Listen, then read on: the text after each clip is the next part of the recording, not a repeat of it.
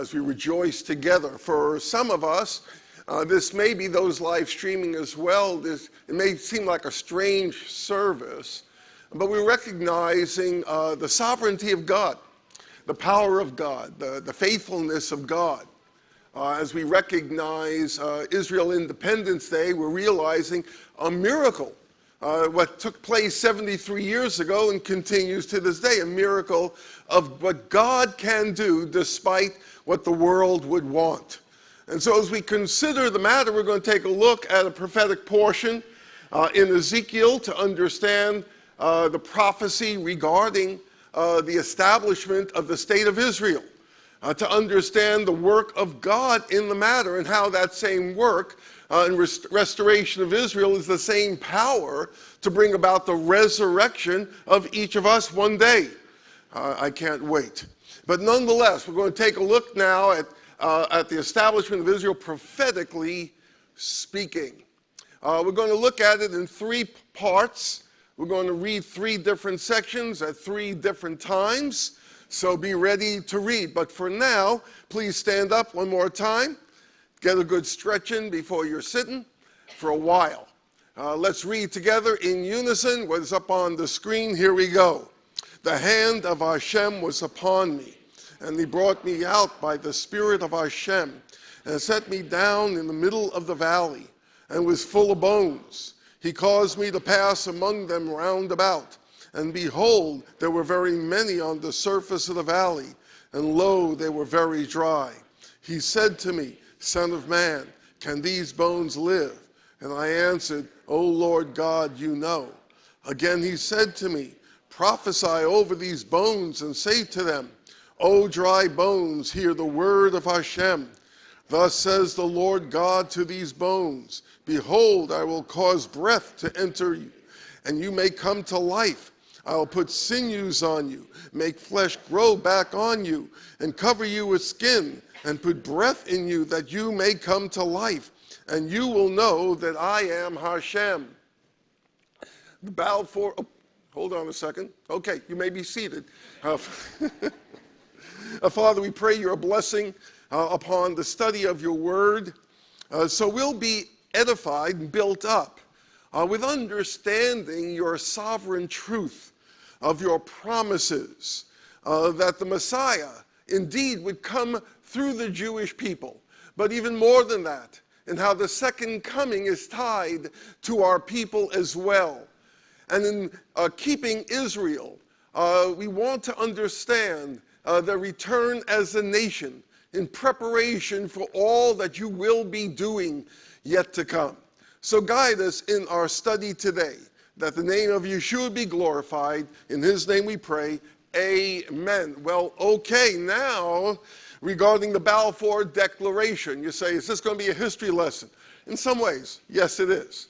The Balfour Declaration, which was a miracle of God, was a public statement issued by the British government in 1917 during World War I, announcing support for the establishment of a national home for the Jewish people in what they called Palestine back then. It was part of the Ottoman Empire and had very, very few Jewish people and part of the population, as we'll see, compared to today, certainly. Earlier, a member of parliament asked Chaim Weizmann, why do you Jews insist on Palestine when there are so many undeveloped countries you could settle in more conveniently?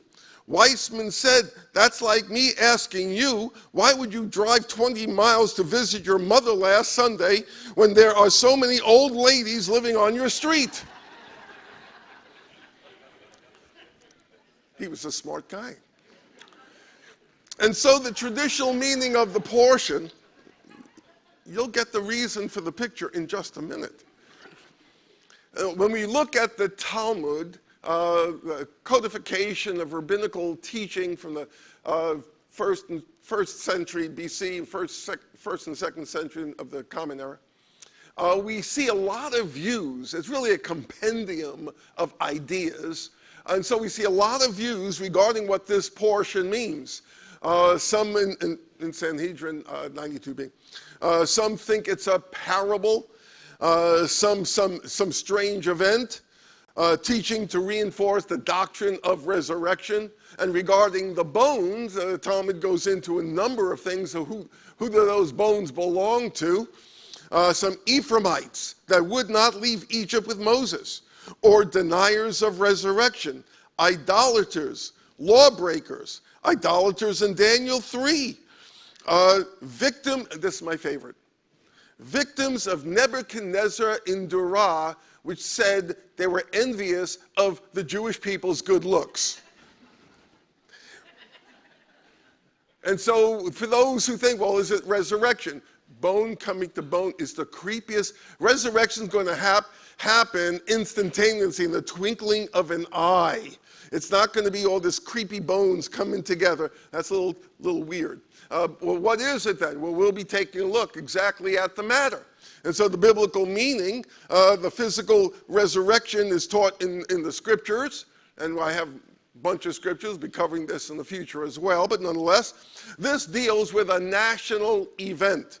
It's not the return to Babylon, since it says here to come from the four corners of the earth in the portion. And secondly, it clearly promises that they will never again be removed from the land, but be rested in the land. And quite honestly, we were removed in 135 of the Common Era.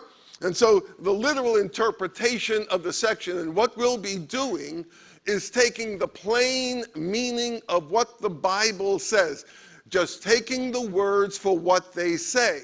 When you do that, it says in this chapter, verse 12, it's the house of Israel brought back into the land. And so God means what he says and said what he means regarding Israel and regarding you as well. And so the presupposition, the basic idea behind all of this is God's promises are based on his power and not on our ability to understand things. And so the application for our life is simply this: the very power for Israel's restoration, miraculously so, is actually the same power for our resurrection when that happens. And so Messiah's ministry, please notice we had in the call to worship, Messiah's ministry from Romans 15:8. Messiah's ministry confirms the promises to the fathers. That includes the land promise. And so if you believe in let's read Romans 15:8 one more time. You may have forgotten it. Here we go. Read this verse with me. Messiah became a servant of the Jewish people on behalf of God's truth to confirm the promises made to the fathers. All of God's people said, amen.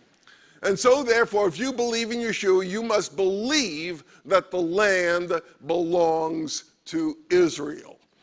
The repetition of words, we get an understanding of what the theme of this portion is by seeing the repetition of many words. Prophesying or preaching as such brings bones. Preaching and prophesying mentioned 7 times. Bones are mentioned 9 times. Brings them to life, mentioned 6 times. Through the Ruach 9 times. Sometimes in Hebrew, like in Greek, the word wind, breath, and spirit are all Ruach. And so that permeates this portion of God's word. And so putting all that together, the preaching, prophesying, bring bones to life through the Ruach. So without God's spirit by his word, you're just a bunch of dry bones. So take that to the bank. Moving on now, you have an outline in your bulletin. Israel's restoration is by the will of Hashem, is through the word of Hashem, is for the witness of Hashem. And so we'll take a look at this as we go through the text accordingly. We already read the first 6 verses, the first point, by the will of Hashem. And so we see here what he says in those 6 verses. A kind of crazy question to Ezekiel: can these bones live? You're asking me? And so we'll see what the story is here. In these first 3 verses, the first half deals with the messenger. The second half of these 6 verses deals with the message. The messenger and the message. First of all, God's will through his restoration messenger, directed by the Holy Spirit to a graveyard ministry. And many of us may feel the same way. You say, are you talking about my marriage? Not necessarily. I'm not talking about your graveyard marriage. But if you have one, we invite you to come to the marriage conference we'll be having, a Zoom conference, the first weekend in May.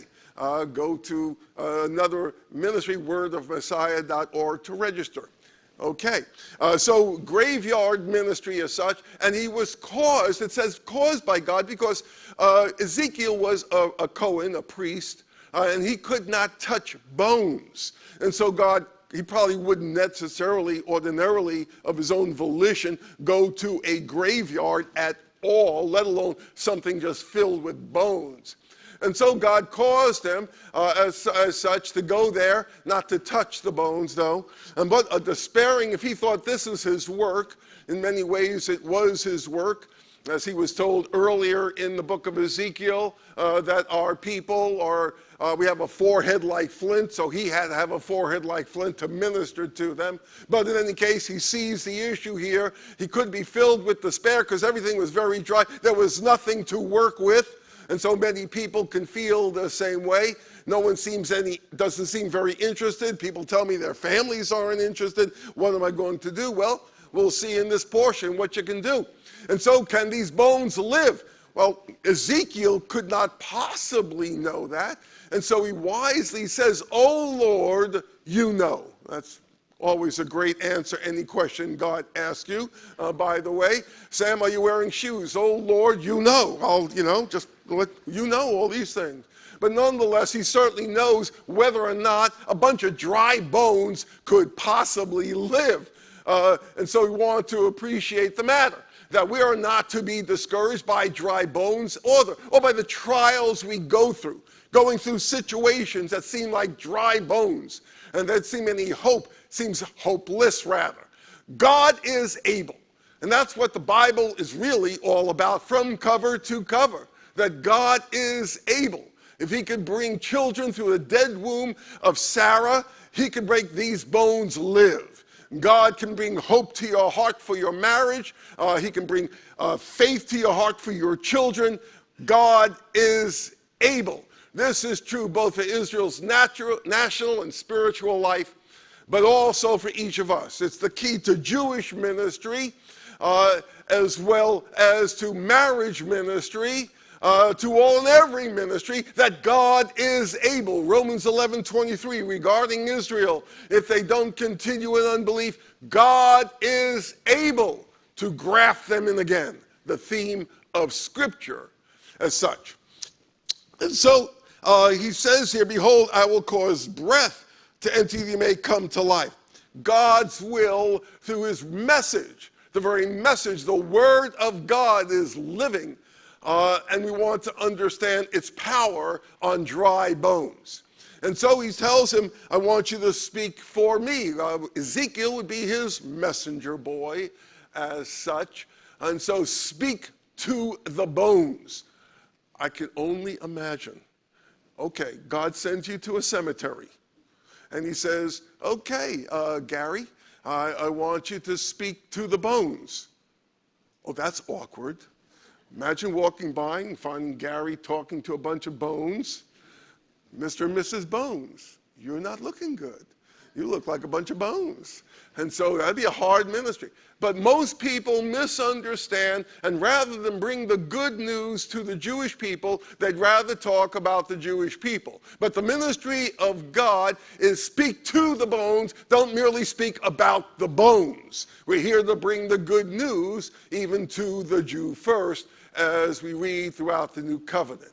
And so, to do his will, we must declare his message, not our message, because he will bless his message. He will cause breath. When we preach his message, he will cause breath to make a difference in the lives of people. The ruach, the word breath there is in the Hebrew. He'll make it a difference in their life as well. So when God's will is your will, then his authority becomes your ability. God's power has made the difference. And so his will to speak to the bones, for he's not looking to make bad people good, but to have dead people live. You say, what? You are dead in your sins and trespasses. And therefore God can make you alive in the Messiah. The same power that he promised to restore Israel, that power is alive and well through the good news of Yeshua. The same God, same power, depending on how he wants to apply it in our life. And so we're not ashamed of that good news, for it is the power of God for salvation to all who believes, to the Jew first, and also to the Greek. And these messengers, those messengers restored by the Messiah of Israel, have the message of restoration for the people of Israel. Moving on to the second point, let's read the scripture in Ezekiel 37, verse 7 through 10. Let's read it together. Here we go. So I prophesied as I was commanded. And as I prophesied, there was a noise, and behold, a rattling, and the bones came together, bone to bone. And I looked, and behold, sinews were on them, and flesh grew, and skin covered them, but there was no breath in them. Then he said to me, prophesy to the breath, prophesy, son of man, and say to the breath, thus says the Lord God, come from the four winds, O breath, and breathe on these slain that they may come to life. So I prophesied as he commanded me, and the breath came into them, and they came to life and stood on their feet, an exceedingly great army. Woo! This like zombies today, you know what I mean? This is like Zombieville here. What a weird kind of portion of scripture, but it's making sense. Let me give you, if I might, a little outline for this section. You can study more fully on your own this way. Verse 7 and 8 deal with the word of Israel's national restoration, and then prophetically, verse 9 and 10, the word of Israel's spiritual restoration. But regarding the national restoration, we're going to look in those two verses at the history of Zionism and the mystery of Zionism. First of all, the history of Zionism. This portion is not talking about salvation or resurrection. It's talking about the history of Zionism. Let's take it slow. At first it says there was a noise. Back in the early 1800s, there was just a noise, a discussion on the matter because of anti-Semitism. What was called the Damascus Affair in 1840, accusation of ritual murder by a Franciscan monk. Thank you, David, for the teaching on Yom HaShoah. Appreciate that. Which continues on in the day we live in. But anti-Semitism brought a bunch of prayer and preaching. So Rabbi Kalisher, Moses Montefiore, and Charles Nadler made the first attempts at having any Jewish colonies in the land. You say, well, what do you mean? It was not something that was Jewish friendly at the time. There was no invitation. There was nothing other than people realizing what they felt they had to do because of anti-Semitism. More discussion about anything else. Very few Jews in the land, and none of them in Jerusalem at all. But at that very same time, Bible believers, and taking the Bible literally during that same time, they started realizing that God doesn't hate the Jews, as was taught in the church previously. And they realized God wants us to bring good news to the Jewish people. At the very same time discussions were going on regarding Israel was the same time when the stirrings amongst Bible believers to bring good news to Jewish people was occurring. And so a rattling, as the scripture says, the 1860s to 1890s. 1862, Moses Hess writes, Rome and Jerusalem regarding the Jewish resettlement on the basis of national grounds. That had not even been a discussion point. But now it becomes something for discussion and publication. The first colonization of Russian Jews, Rishon LeZion, first to Zion. If you're going to start a first colony, first to Zion would be a good name for it. But nonetheless, and so if you ever heard of the Rothschilds, they've helped financially support it. But took place in 1895, the Dreyfus Affair, where an officer in the French military was accused of being a traitor. It was just pure and obvious anti-Semitism.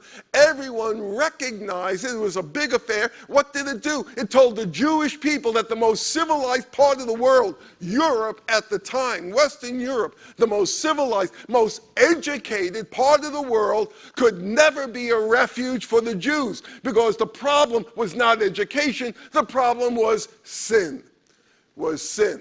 And so therefore, 25,000 Jews in the land at that time, sharing Messiah. Over 50,000 Jewish people came to faith during that period. It moves on. Bone to bone, Theodore, 1897 to 1914. Theodore Herschel writes The Jewish State and First Zionist Congress in Basel.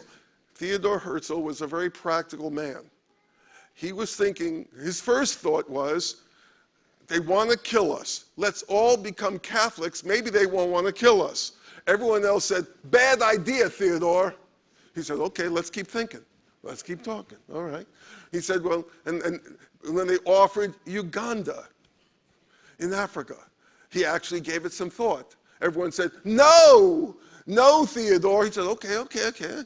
And finally, if you get to read The Jewish State, finally, then he said, oh yeah, got to be right back where we came from. Of course, what was I thinking? Yes.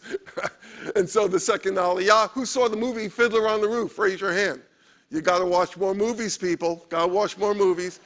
That takes place and reflects the period of time when the second Aliyah, Jewish people forced out of Mother Russia as such, and therefore the second Aliyah into the land, the kibbutz system starts. 90,000 Jewish people are in the land, and so now became a lot of teaching amongst believers about the doctrine of return, and a lot of believers in the Bible are praying for the Jewish people now all over. And then sinews attach the bones and muscle. That's what sinews do. And so 1917 to the 1920s, as we saw before, the Balfour Declaration, just a miracle this could take place.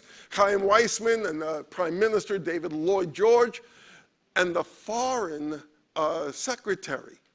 He was a strong Bible believer, and he motivated the whole British Parliament because he believed God's word taught that the Jewish people should come back to the land. A Bible believer. What a miracle. 1922, the League of Nations, and the British people were getting very frustrated with the Jewish people. They were controlling the land after the Ottoman Empire. And the British people were very frustrated with we Jews. Why? This is what they wrote. They expect to be treated like equals and not menials. Right. Yeah. Shame on us. Can you imagine wanting to be treated like equals? Who would have thought such a thing? And so even back then, it wasn't skin, it was sin. So understand the matter on the problem. 180,000 now in the land. We move on. Flesh and muscle developing. 1929, 1946. In 1929, the Jewish agency began, the shadow government, connecting Jews all around the world. There was something called illegal immigration because the British government didn't want any more Jews coming in because it would cause problem with the Muslim population. But nonetheless, in 1935, 300,000 Jews in the land.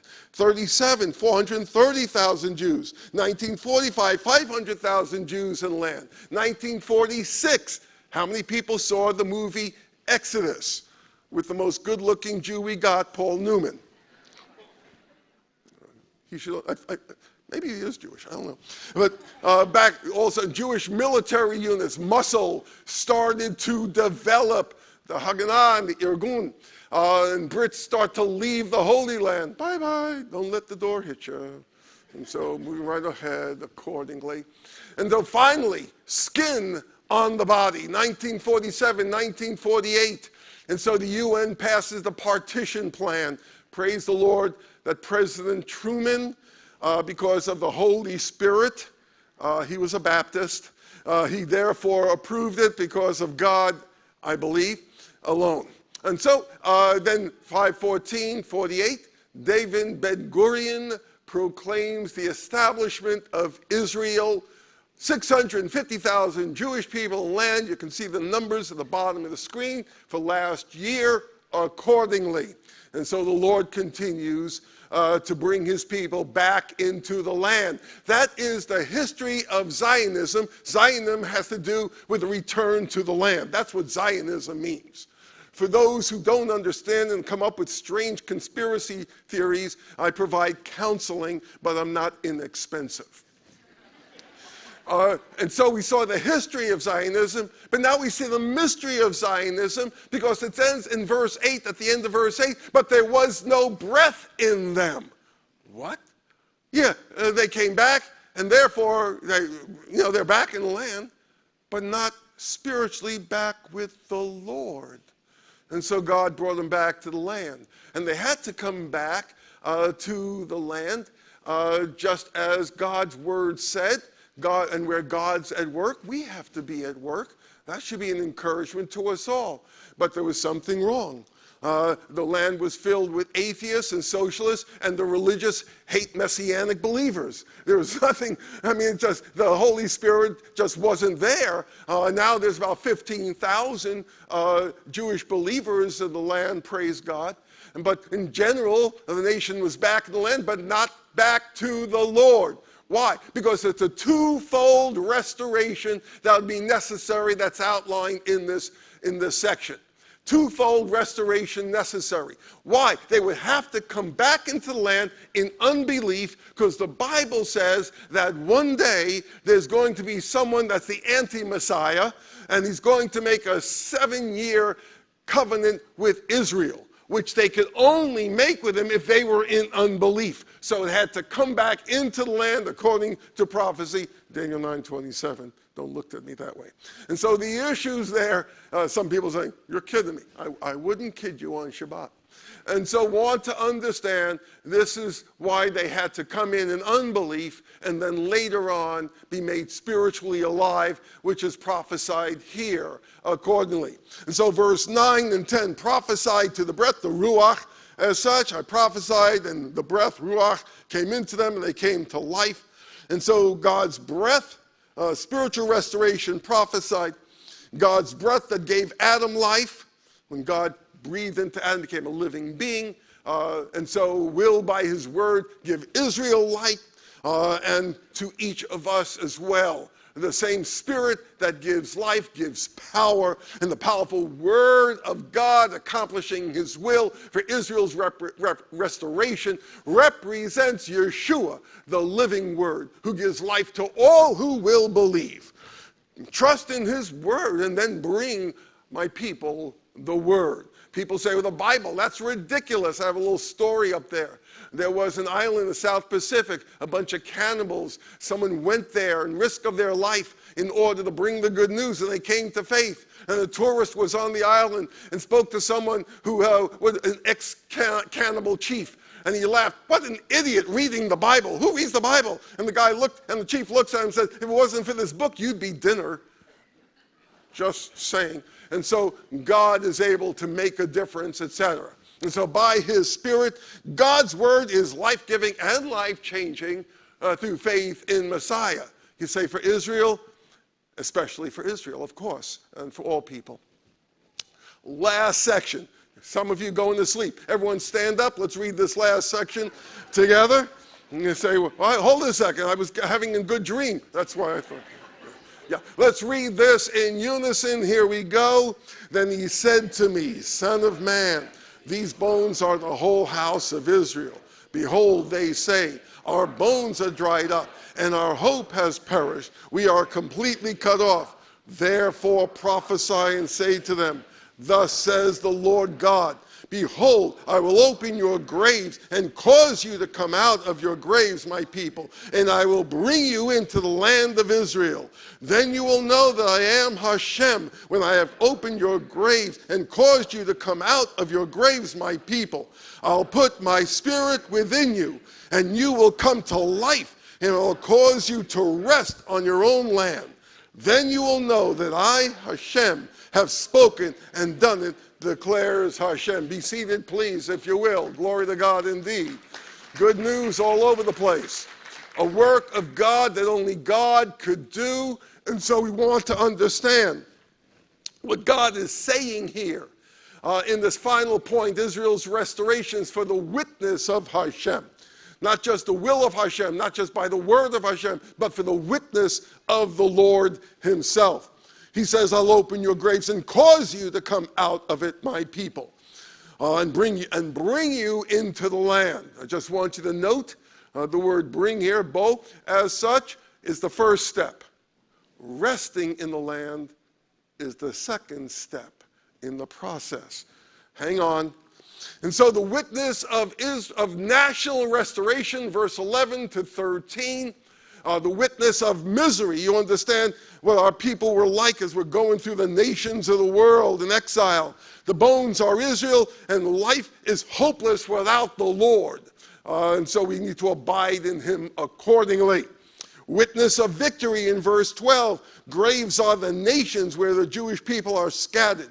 And so in the personal application, in the very same way, moving from nation to nation was no help to our people. And so going from job to job, or spouse to spouse, as it may be, is only grave hopping, and that's not helpful to you on a personal level. The victory is in Adonai and in him alone. And so verse 13, what God alone could do, God caused it to happen. He brought Israel into the land after 19 centuries. To not believe in God's restoration of Israel is not to believe in God.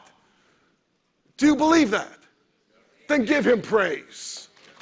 May his name be blessed for what only God can do, because it's meant to be a testimony of the sovereign work of God.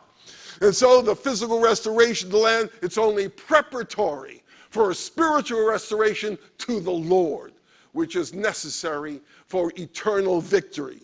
And so those who are in fear of death, are you still grave hopping because you're in bondage to the grave? God can deliver you by the same power that he brought Israel back into the land. He can make a difference in your life if you'll trust in the Messiah even today.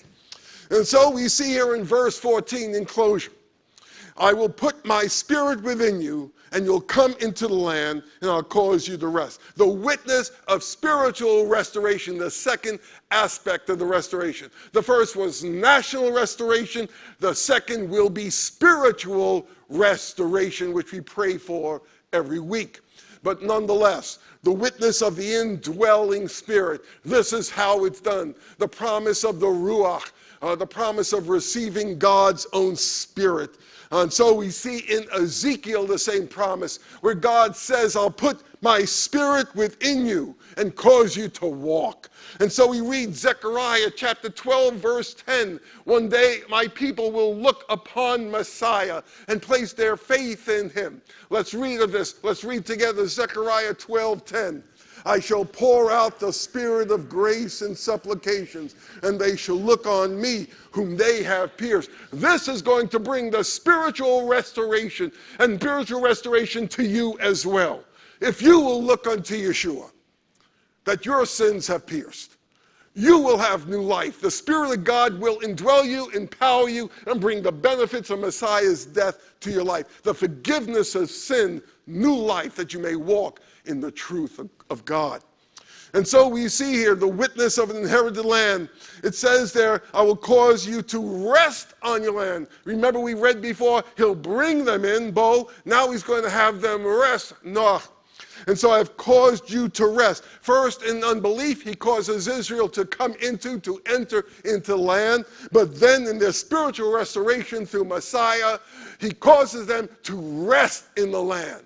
This is the fulfilling hope of his promise to Israel's rest and for your rest as well. For the very one who said, come unto me, all who labor and are heavy laden, I will give you rest. This is the same rest he will provide for Israel nationally when they trust in him, and the same rest for your soul when you personally trust in the Messiah.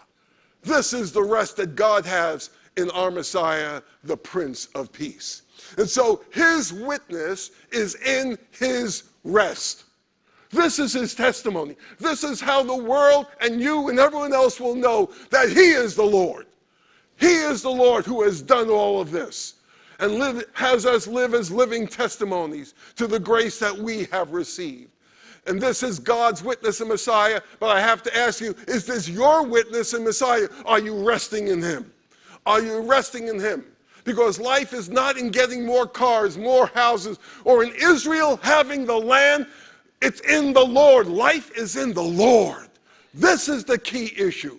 And why we are encouraged to pray, because God that brought them back into the land. And so how can we not be encouraged to pray for their spiritual restoration as well? But understand the truth of this portion, as we said before. Without his Spirit, you're nothing but dry bones. You say, I'm a happy dry bones. You're just self-deceived. God has better for you. Let's pray. As we bow our heart before the Lord, it's just our custom to bring our hearts before him.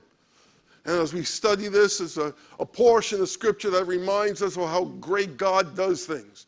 That by his power, he could bring Israel back into their own land.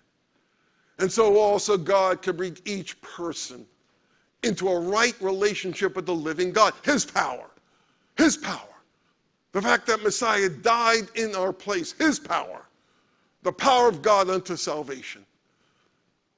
The power of resurrection as well as restoration for each who will trust in him. Father, we bring before you our hearts, and we ask that you might move in our hearts in a powerful way. Not only that we might appreciate what you've done in bringing the Jewish people back into the land as you promised and provided, but also how you can move in our life by the same Holy Spirit to empower us to be a testimony of a faithful God who keeps his word and therefore can keep his people and keep each one who trusts in Messiah. Guide us in this, we pray. For all this we ask, B'Shem Yeshua HaMashiach Hananenu. In the name of Yeshua the Messiah, our Lord, amen, amen.